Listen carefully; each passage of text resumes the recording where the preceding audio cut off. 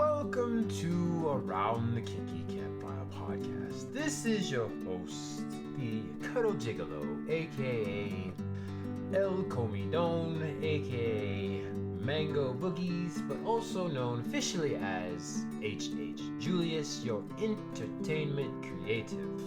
I'm here with Miss Rue, our education guru, and our goal in this podcast is to destigmatize the taboo topics of kink, non-monogamy, and BDSM. We like to educate through awareness and with our experiences, and we are not certified professionals as of yet.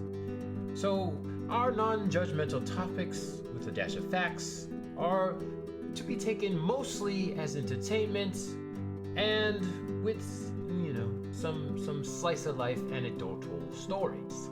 Your opinions, lifestyles, and or way of thinking may not be in alignment with ours, but your opinion, lifestyle, way of thinking is also okay as well. And the fact that you have an opinion is valid. We're not here to change your minds. We are here just to provide a different point of view. Please join us every second and fourth Thursdays of every month, and our episodes are uploaded to all major platforms: Spotify, iTunes, Amazon Music, etc., etc. Please look forward to this coming episode, as it will start shortly, and make sure to especially pay attention to our ASR Minute, which will start very soon.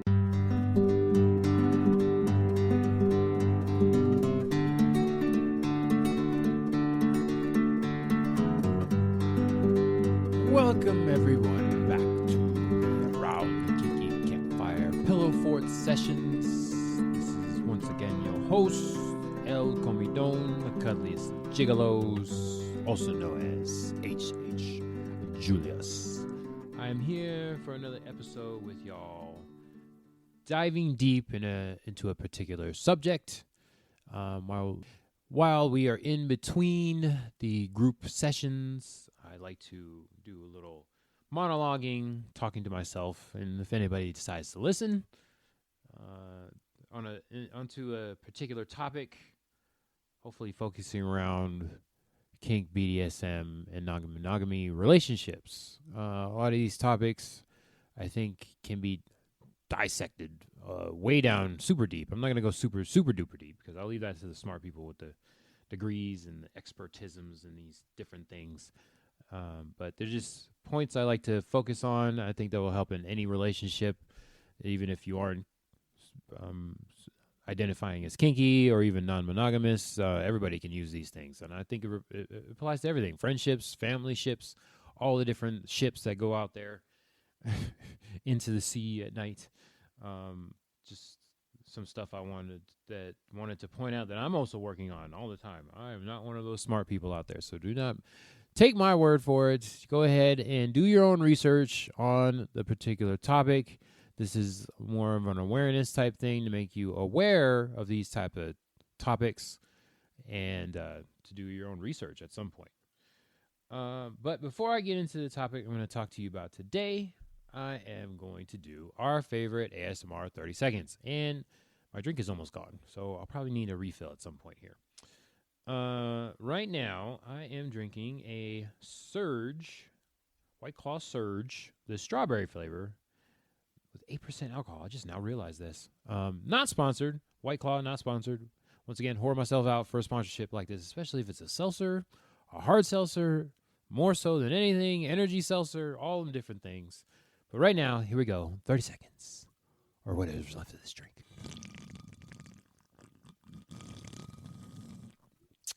Oh, it's gone. That was it. I even had to go and open me another drink here. Now I have a Topo Chico hard seltzer, exotic pineapple flavor. So, not going to do an ASMR of this, but I will take a little swig. Finished my last drink, so I had to open up another one. Okay, let's get down into this. My time is all jacked up now because I have no idea how much I'm going to be cutting out of this because of that. But anyways, right now the topic is assumptions, and of course, more particularly diving down into assumptions in relationships. But assumptions in general are a thing that is accepted as true or as certain to happen without proof. It's a form of passiveness that doesn't take much effort. So when you make an assumption, you're doing so. You're making a factual statement or perception of somebody, and you're thinking that it is true, but you have no proof whatsoever. So did you ask why? That's the main thing. Did you ask why or how or any of these questions before you arrived on this quote-unquote fact that you are on? This is definitely one thing I wanted to make aware to people because they don't usually do this. So, or do the deep dive. As y'all know on the internet, if you are on any kind of social media space, it's like, yeah, we didn't do any kind of research. We just arrived at a judgment or whatever, and we did no research whatsoever. So it's just a quick, fast statement based on feelings, and nobody did any deep dive on this. So it kind of drives me crazy when this happens on the internet. But let's not do that in our personal lives, people. Let's not make assumptions, especially when we're in a relationship with somebody. If you're in a long-term relationship with your partner, why would you assume things when you can just ask them? And a lot of people like to avoid conflict. I understand this. As a recovering avoidant attachment person, I understand this, where you don't want to make conflict with your partner, and it's just like, they understand what I'm talking about. They're supposed to read your mind or something. Nobody has ESPN, okay? Nobody's a psychic here. Ain't no Miss Cleo's out here doing this relationship thing, okay? We got to ask questions, and we have to make it very apparent that we don't know what's going on. And then as the other person receiving the question, provide answers. It just can't be, I don't know, or figure out, or something like that. It doesn't work that way in a functional relationship. People have to be able to voice their needs and wants and feelings and everything, and still be able to be validated by their partner. It's just, that's a kind of thing that happens in functional relationships. So assumptions are unexamined beliefs, conclusions that are often based on assumption, that we haven't thought about critically. So, yeah, this lacking in the critical thought. Cognitive expedience is what we like to call it. We don't have any kind of time to dive deep into something, so we just like, that's what it is, and that's as far as we go with the critical thought on that process. Just because we assume something is true doesn't mean it is. And something taken for granted. So taking for granted is another like hot button thing that we shouldn't do. Just don't assume or have like the entitlement that you deserve something with like little effort. And then once somebody does something for you, just expect them to do it for you every single time. That's like, no, that's not how this works. This is definitely one of these triggering, I use triggering, buzzworthy word, that triggering thing for me, especially because I've run into a lot of past relationship issues because of this assumptions thing and not making needs and wants known out there in the open. So it's like, oh my gosh, this is so ridiculous. So make your needs and wants known, people. It's very important, especially in relationships. You want to know your partner's thoughts, feelings, and motivations for certain things. Let's not just make it so, I keep saying assumption, but that's what we're talking about. Just make it, verbalize it so that everybody knows, everybody comes to a consensus, because that's what we preach here. Consent is sexy. That Topo Chico, also not sponsored. Pretty good too. Make it known what you're wanting, what you're feeling, and why you're doing the thing, your motivations, all those different things. Make it known to your partners. No one truly knows what is in another's mind or in underlying emotions that may result in certain behaviors. So you're doing a thing. Physically, I can see you doing a thing. But why are you doing it?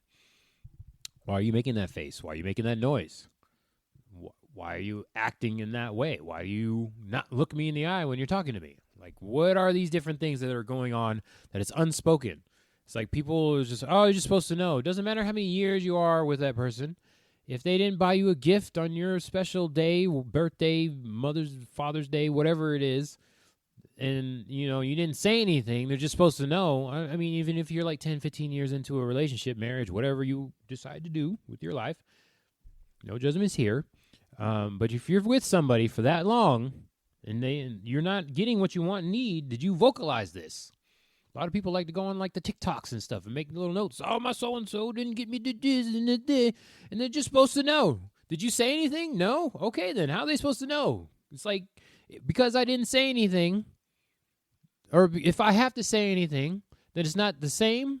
It's not as important or valuable or whatever. And it's like, what? How does that even work? You expect somebody to read your mind? There are no psychics. That crap is bullshit. Houdini done proved this. There's no mediums. There's no psychics. Okay, people, they have extrasensory perception. I understand that. You think, are we really talking to dead people? Okay, sure. Go ahead. Yep. Not the point of this rant here.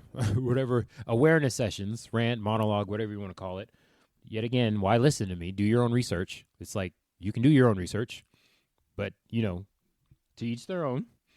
I say, do your own research. I'm just putting it out there that this is a thing. Assumptions happen. And people want to be like, oh, my partner, I've known them for so long. They can do this thing, but why can't they do this? But then did you tell them they're not doing this thing? That you have an issue? No, they should know. It's like, no, they shouldn't know because you didn't say anything. Assumptions, horrible people. Okay, so let's talk about common assumptions that cause problems. One, which is, one of the things, if you're paying attention or not, you could be stressed out, having a moment or whatever, you just miss it. But missing facial cues and body language. Relying too much can be misleading. What is it even about? And also could be happening in a stressful situation. So is it about you? You don't even know. They could be making a stink face and it's because somebody farted near them or something.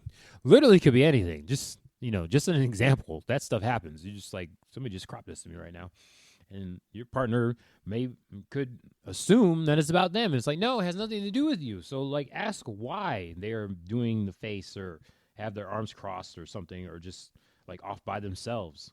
You can't go off purely of nonverbals. It's just not a thing. It's not healthy. You can. I shouldn't say that. You can. It won't be functional or healthy, but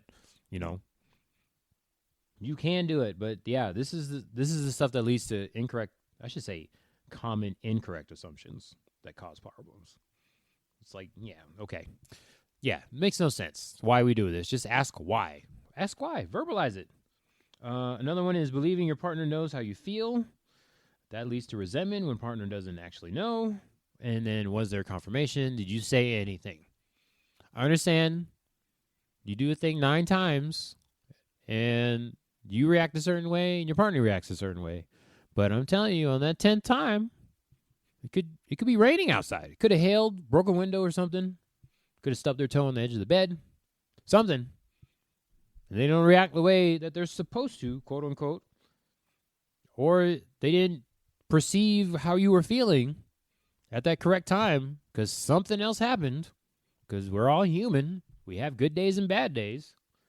And it's like, yeah, you're supposed to know. I do it every single time. It's like, no, that's not how that works. That is not how that works. So I would, just ask a question. Once again, I'm just going to keep saying to all of these, just vocalize it. Make sure they know there is consent there. Consent is sexy. All right. And another one is, quote unquote, thinking you know what your partner wants and needs. So this is almost like the opposite. This is one of those they should know versus I should know. Can set up to miss the mark on even being a good friend, and you don't get the nurturing as even a best friend. So I said, thinking you know what your partner needs.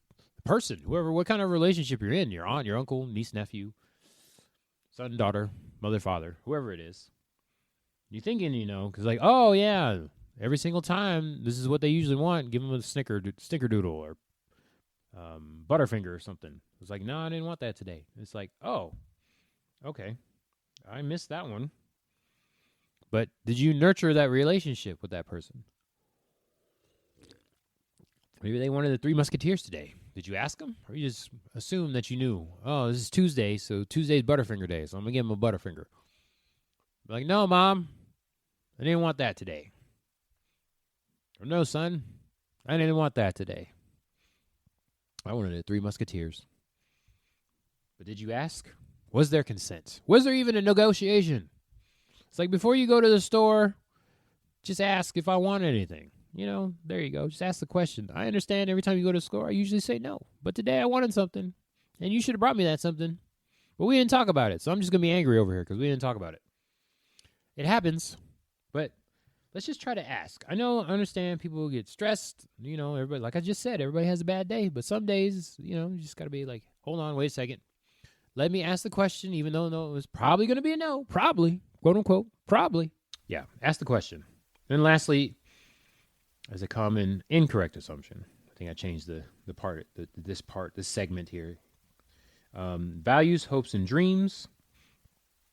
Couples, I should say anybody in a relationship becomes complacent about communicating basic things like the future or what is important. Could be working towards different goals and thinking on the same page. So, for the most part, you could be right. But then you could be right thinking, I should say. But then you're actually going in opposite directions. I'm like, oh, yeah. We want to do this. We want to go unicorn hunting. And one person's like, actually, I'd rather just be in a monogamous relationship. But you didn't talk about that. You just kind of went along with the flow. And it's like, oh, man, we're like 2 years into this, 5 years into this, and this is not what I really wanted. Also, it's okay to make mistakes. If you've never done something before, go ahead and try it. I mean, debatable on whether 5 years is long enough to say give yourself a taste test. But once again, to each their own. But if you 100% have done the self-work, actually, not even 100%. If you've done any kind of self-work and you realize this is not for you, make that known.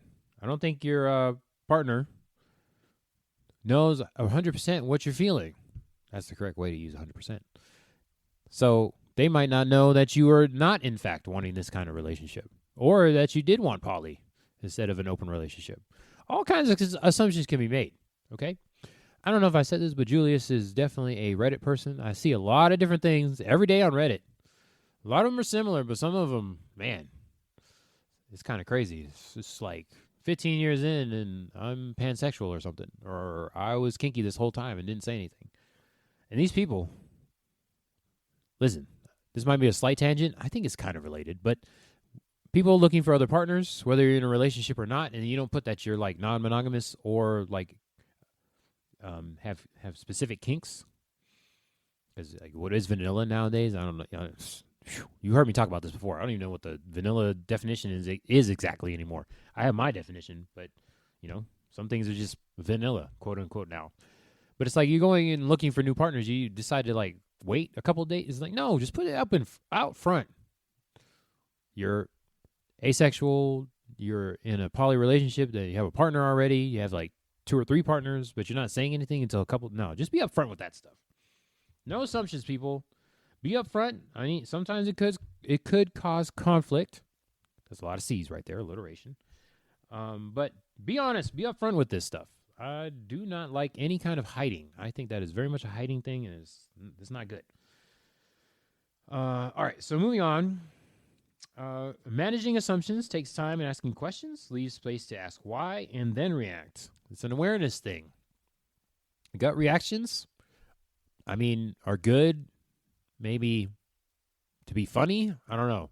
But not good in relationships, especially when you're having serious talk.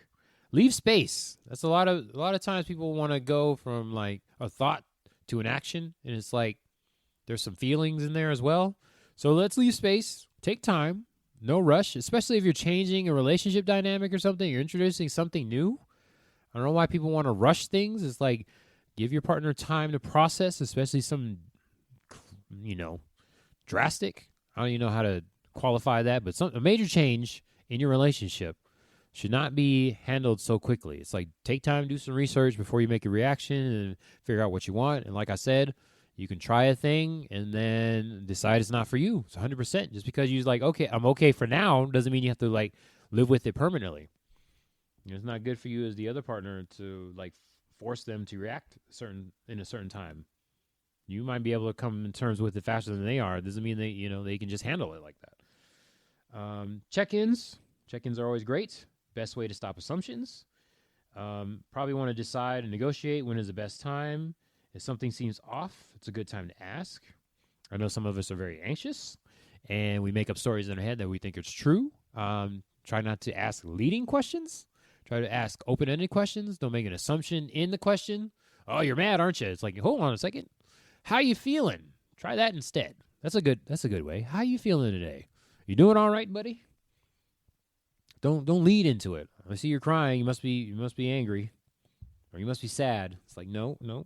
Just ask how you feeling. I see you're tearing up. Why don't we talk about that? Yeah, check-ins. Really good. I myself like to schedule the check-in. Whatever is comfortable for my partner. Try to do that 3 months, 6 months. Put it on the calendar. Set a timer because I don't know about y'all, but Julius is very neurospicy, so time delusion is a thing. I don't realize 6 months has passed by. Years passed by. It's like, damn, 2 years passed by. What happened a few years ago in 2020? I don't even remember. It's 4 years now. Something happened. We were deep in something. I can't remember. It was a very stressful time. Past experiences and possibly projecting on current relationships, so definitely an anxious type of thing. I would argue projecting is another type of assumption because you're taking your past experiences and applying it to the current future or the current situation, which is very bad because have you taken the facts? Have you asked questions? Have you done a check-in? Any of these things, critical thinking, all of these things in this current relationship, whatever it is. Once again, it doesn't have to do with just like a romantic relationship, all different kinds of relationships. Are you assuming something to be true without any facts, any kind of research done with it? Projecting is one of the things. It's better to share assumptions with a partner than to let them shape the way you feel about a relationship. Just make it known. Hey, I'm having an anxious moment now. I think this crazy thing in my head could be true. Can I just get a reality check right now? And sometimes I would even argue to have like a third-party observer. I have a note in here to seek therapy. Sometimes you need a professional to do it. Hopefully you can find a good friend that knows the both of you in some way or form, can be very objective about it. Not all of us are that lucky to have a level-headed person to do that kind of thing. Somebody's always got some kind of subjective thing. It's hard to be objective, so sometimes you have to go pay a professional to do it for you. Nothing wrong with therapy, people. Couples therapy, solo therapy, group therapy, all those different things. Coaching is becoming a thing now. So what's really good about coaching versus the other thing, if you don't know about it too much, is that you get more of like pure advice. So it's more of a group kind of thing, but the coach is not as formal as a therapist, I should say. So they can interject their own like experience into the thing and be like, hey, this happened with me and so. How about you guys try this? Because it worked for me. And it's like that could be more helpful than just having a therapist ask you, what do you think about that? But whatever works for you, you might need that. I am definitely an advocate of a third-party objective viewpoint on the situation, whatever you're going on, especially if you hit a wall in the discussion with your whoever it is. Like I said, communication, once again, always good. Always good to communicate your feelings and thoughts. And you're not going to know unless you verbalize it. So person asking or answering, either one. You got to let this stuff be known. If you say it's nothing or it's okay or whatever, I'm fine. Oh, God, I'm fine. Woo! That little 2-word phrase, sentence, whatever, can mean so many different things. I'm fine. It's nothing. Oh, boy. Yeah, it's not fine. I know it's not fine. You can say I'm fine, but you're definitely not fine. Let's talk about this. Or bring somebody in to listen to what's going on and then, work from there. But unless you vocalize it, people are not going to know. Goodness. The assumption killer. Actually talking. We're humans. We have speech. Let's use it, people. Sometimes assumptions are caused by a need to control other people's feelings or situations. Yeah, it's a controlling thing. So big thing of somebody that makes assumptions all the times is it's a need for control or just being able to control a situation. A lot of times for a lot of us, life gets crazy, uncontrollable, feels like we don't have a grip on reality. So one way to do that is be like, oh, that person feels that way. I already know. So I know that. That's it. I'm going to say these and then let's be positive afterwards. So we're going to go down deep and then we're going to come back up. Some damaging assumptions, some more just to make y'all aware. You know what I'm thinking. Oof. No, that's why I asked. It's better. So we have like negative, common stuff, and we're having positive. We're gonna take it and we're gonna turn it in a different way here. Instead of saying that, communicate what a perfect situation looks like. So they have an example. So instead of just assuming they know, they could not have been paying attention. How about that? And then you're like, oh, well, okay. This is what I'd prefer you to do in this situation. If you see a dirty dish in the sink, just wash it. It doesn't matter if it's yours or mine. Hopefully before I see it. You know what I'm saying? That would just provide less stress in my life if the dishes were cleaned. that the kitchen was cleaned. There's no food on the floor. When you're done eating that sandwich in bed, take that plate back to the sink. Something. So give an example of what a perfect situation would look like instead of you'll know what I'm thinking. No good. Once again, no Miss Cleo's here. Not to pick on Miss Cleo. She really didn't do anything to anybody, but I just think that's the psyche that a lot of people know, especially if you're my age, older people. You remember those Miss Cleo commercials. Let's see. Another one is, if sex was better, then we'd be happier. Ugh. That's the demisexual in me. Like, ew, gross. If sex was better, then we'd be happier because sex solves everything. A lot of people think that. Hey, let's open our relationship because our sex is terrible. Let's add more people and complicate this mess because it's not complicated enough already. Instead of, which is helpful, how about you work on some emotional attachment? Try to be a little bit more romantic or intimate. Just cuddle. As y'all know, I'm the cuddle gigolo, okay? Explore issues outside the bedroom. Maybe you're just not spending any quality time together. Maybe you and that person just need to go on a hike or a walk or something. Talk about things by yourselves without any distractions. Put that phone away. Let people know you're going on just do not disturb for an hour or two, and you just have a good old communication, talking with that person. If sex was better, we'd be happier. Oh, my goodness. But yeah, exploring issues outside the bedroom can help with a lot of things, not just the sexual part of it. But yeah, emotional attachment, boy. I know that probably hits more with people on the spectrum, the A spectrum, but if the sex is better, then we'd be happier. Maybe that's why the sex is so bad. There's no emotional attachment in there, especially if you're with a romantic partner. So yeah, that specifically is that. But I mean, I would say in general, even if you're not sexual with the person, there's a lot of things going to be explored outside of. If you take a third-person view and look at the situation from a different viewpoint, something else could be going on. So that's more of a generic way of putting that. Another one here. If you just do X, everything works. So if you just do the thing, everything would be fine. I would say try understanding the other viewpoint. Oh, man. Well, there you go with the old idiom. Try walking in somebody else's shoes. So good training they do in couples therapy is they switch roles. So if you see something, say there's no dusting, no cleaning's been done, you've been playing video games all day. It's like, how does that look like from my point of view? I've been working my ass off all day and I come into the house and it's dirty. How would you feel about that? So sometimes we just got to take a step back and see what the other person's feeling, and maybe we'll understand what they're going through. How about that? All right, got a couple more here. Another one, quote unquote, put me first. Let's just say relationships are a team, and as we know, there's no I in team. So how about you put the other person first? Once again, kind of similar to the last thing, walk a mile in a person's shoes, and you know how they feel. This is supposed to be a team effort. Relationship is a team. It takes at least two, to be in a relationship. Unless you're being in a relationship by yourself, but I would say that's multiple, especially for me. There's multiple things going, multiple people, multiple entities in there. So yeah, there's no I. It's not solo. It takes teamwork. Makes the dream work. So many little catchphrases here. But yeah, try putting the other person first, and then you'll see. Communicate, people. Tell the person what you want. I especially like that first thing. Just explore what an ideal situation looks like, and then go from there. Oh, man, that's great. Wish I would have known that before. That would have been a good one. Kind of talking to myself when I do these things. All right, so lastly, should be able to figure this out. Well, obviously they didn't because they haven't. So you might need to reach out for help. And once again, see what the perfect situation looks like and go from there.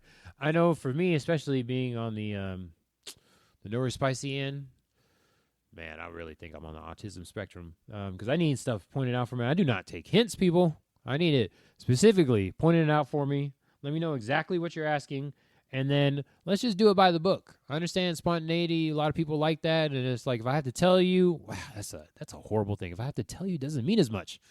Why? They're still doing it. I understand. Look, even if you have to lay it out for them piece by piece, write it down, put it on a calendar. It's like they still have a choice not to do it. You realize this, right? Grown adults can make a decision and be like, I see what's there. Nah. Just scribble it out, throw it away, burn it. It's like they still have a choice. They still have to go do it. Like you expect a present on your birthday. It's like they didn't get it for you, but you didn't talk about it. I mean, even if you did, they can still be like, we did talk about this, and I'm not going to get one. Now, how do you feel about that? It's like, I think it's really the rejection thing. It's like, if I point it out for you and they still don't do it, they really don't care. It's like, well, then at that point, it's time to move on to somebody else.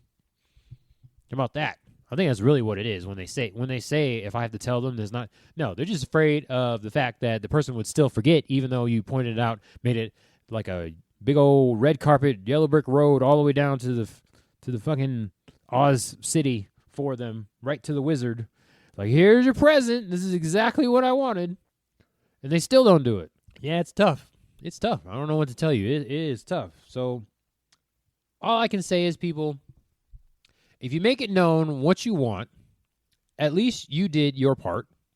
And at that point, you have to move on into whether you want to be in that relationship or not. That's a whole different talk.